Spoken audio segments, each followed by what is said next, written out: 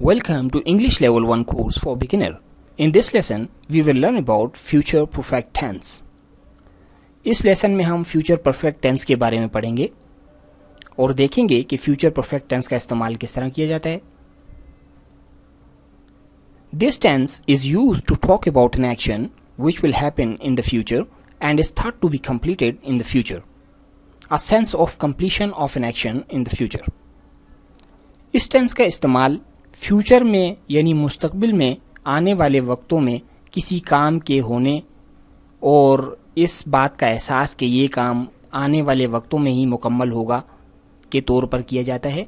इसमें एक सेंस पैदा होता है कि ये काम जो है वो आने वाले वक्तों में शुरू होगा और आने वाले वक्तों में ही ख़त्म हो जाएगा.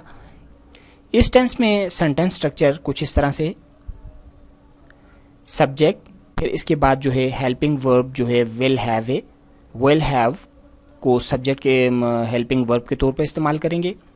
देन वर्ब की थर्ड फॉर्म यानी past participle form of verb इस्तेमाल होगी. फिर ऑब्जेक्ट और इसके बाद फुल स्टॉप. आइए सेंटेंसेस को देखते हैं. Sentence number 1, they will have won the match.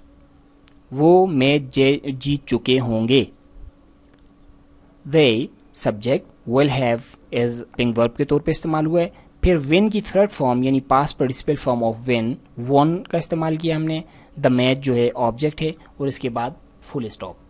They will have won the match, वो मैच जीत चुके होंगे. अब आप सेंटेंस नंबर 1 में देखें कि मैच शुरू जो है वो भी आने वाले वक्तों में होगा और जीत चुके होंगे, कंप्लीट होगा, फिर जीतेंगे. तो ये तमाम काम जो हैं वो इस बात का सेंस दे रहे हैं कि मतलब मैच जो है आने वाले वक्तों में शुरू होगा, ख़त्म होगा और फिर वो मैच जीत चुके होंगे. Sentence 2, he will have finished his work. वो अपना काम ख़त्म कर चुका होगा. He subject, will have helping verb. इसके बाद फिनिश की थर्ड फॉर्म यानी past participle form of finished का इस्तेमाल किया हमने. हिज वर्क अपना काम, वो अपना काम ख़त्म कर चुका होगा. Sentence 3, I will have taken lunch. मैं खाना खा चुका हूँगा. Sentence 4, she will have cooked meal. वो खाना पका चुकी होगी. Sentence 5, it will have rained. बारिश हो चुकी होगी. Sentence 6, you will have taken the exam. तुम इम्तिहान दे चुके होगे. अब हम नेगेटिव सेंटेंस स्ट्रक्चर को फ्यूचर परफेक्ट में स्टडी करेंगे. तो नेगेटिव सेंटेंस स्ट्रक्चर में सब्जेक्ट के बाद विल हैव के दरमियान में नॉट का इस्तेमाल होगा यानी विल नॉट हैव का इस्तेमाल करेंगे. और फिर वर्ब की थर्ड फॉर्म यानी past participle form of verb इस्तेमाल होगी. देन ऑब्जेक्ट और फिर फुल स्टॉप. तो सेंटेंसेस को देखते हैं. Sentence 1, they will not have won the match. वो मैच नहीं जीत चुके होंगे. He will not have finished his work. वो अपना काम ख़त्म नहीं कर चुका होगा. Sentence 3, I will not have taken lunch. मैं खाना नहीं खा चुका हूँगा. 4, she will not have cooked meal. वो खाना नहीं पका चुकी होगी. 5, it will not have rained. बारिश नहीं हो चुकी होगी. 6, you will not have taken the exam. तुम इम्तिहान नहीं दे चुके होगे.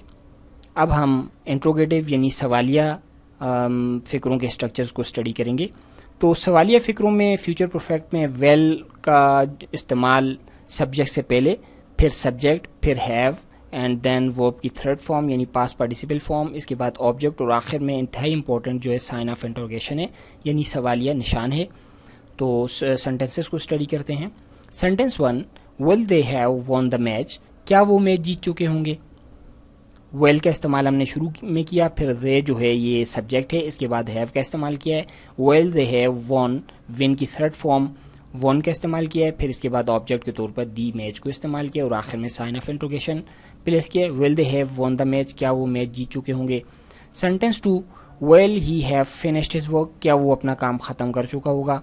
Sentence 3, will I have taken lunch. क्या मैं खाना खा चुका हूँगा. Sentence 4, will she have cooked meal. क्या वो खाना बना चुकी होगी. Sentence 5, will it have rained. क्या बारिश हो गई होगी. Sentence 6, will you have taken the exam. क्या तुम इम्तिहान दे चुके होगे.